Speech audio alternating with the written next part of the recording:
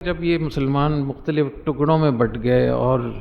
ایک ریاست اور ایک خلافت کی بجائے مختلف ریاستیں ہو گئی، مختلف ملک ہو گئے، تو ان کا کیا حکم ہے؟ تو اس کا جواب یہ ہے کہ اصل تو یہ کہ ایک ہی خلیفہ ہو، اور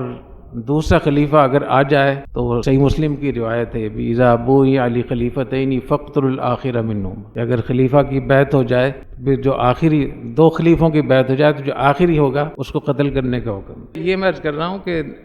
دو خلیفے نہیں ہو سکتے،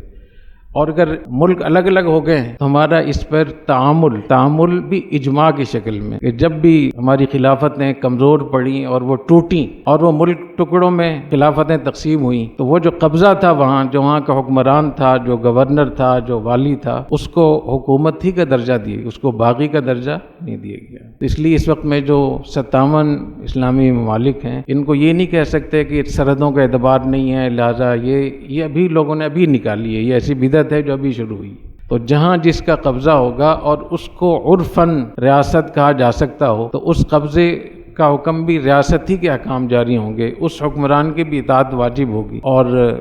بقیہ خلیفہ نہیں کہیں گے، اس کو امیر المومنین کہہ دیں، سلطان کہہ دیں، حکمران کہہ دیں، امام کہہ دیں، لیکن خلافت کا اصطلاح ہے،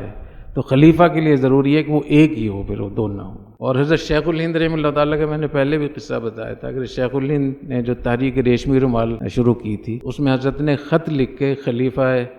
عثمانی ان سے اجازت لی تھی کہ ہمارے علاقے میں کفار کا قبضہ ہو گیا ہے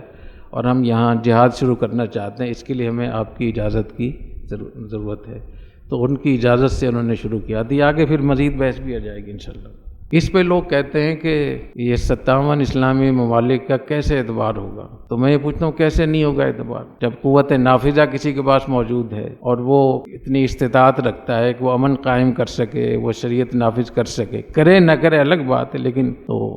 اس کے اوپر